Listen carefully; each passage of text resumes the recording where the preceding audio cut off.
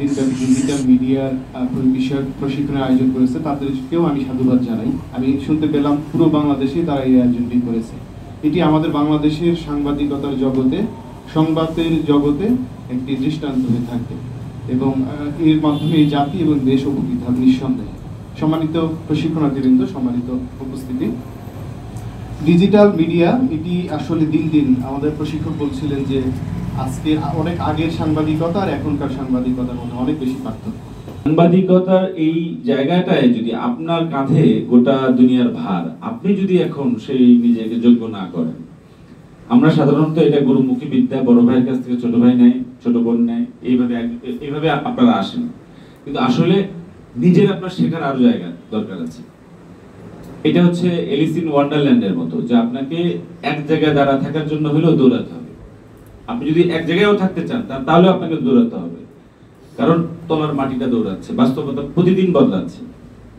ওই যে যেখানে দৌড়ায় ওটাকে কি বলে, ওখানে দৌড়ায় মানুষটা, কিন্তু সে এক জায়গায় দাঁড়ায় ব্যায়াম করার জন্য দৌড়ায়, ট্রেডমিল। তো আপনি রিয়েলিটির এমন ট্রেডমিলের মধ্যে দৌড়াচ্ছেন যে আপনাকে তার থেকে যদি কিছুটা গতি আপনি না বাড়ান, আপনি পিছিয়ে পড়বেন।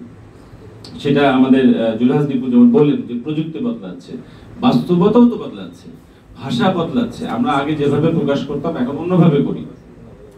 আগে একজন কোথাকার ধরা যাক যে একজন প্রতিনিধি, ভ্রঙ্গামারী প্রতিনিধি, তিনি জানাচ্ছেন আমি দেখিলাম, আমি শুনিলাম, অমুকে এই বলিল। এখন তো আমরা রিপোর্টে আমার নামে কথাটা বলি না। একজন সাহিত্যিকও বাস্তবতা তুলে ধরেন, কবিও তুলে ধরেন, কিন্তু আপনি আপনার তারা ওইটার মধ্যে ইনভলভ হয়ে যান। সাংবাদিক কিন্তু তিনি দেখে যত মর্মান্তিক ঘটনা ঘটুক, তার মন কাঁদুক, কিন্তু তার ভাষা থাকবে নিরপেক্ষ, তিনি থাকবেন নিরাবেগী, তিনি আবেগতাড়িত হয়ে বা কোনো রাগের বশবর্তী হয়ে, যেটা শপথ গ্রহণ করতে হয় বিচারকদের। আপনারও কিন্তু ওই এথিক্স, যেটা জেলা প্রশাসক সাহেব বললেন, ওটা তো আপনারও এথিক্স। আমরা এটা স্মরণ করি কিনা, আমরা নিজেদেরকে ওই মর্যাদায় দেখি কিনা। আমরা ফ্যাসিবাদের জমানায় দেখেছি যে আমরা যে দুই রকম, একজন সাংবাদিক যিনি হচ্ছে শিক্ষক, গবেষক, যিনি বাস্তবতার নির্মাতা, আর আরেকজনের ভূমিকাটা ছিল শিকারী। তারা ব্যক্তি, গোষ্ঠী, সম্প্রদায়কে টার্গেট করে করে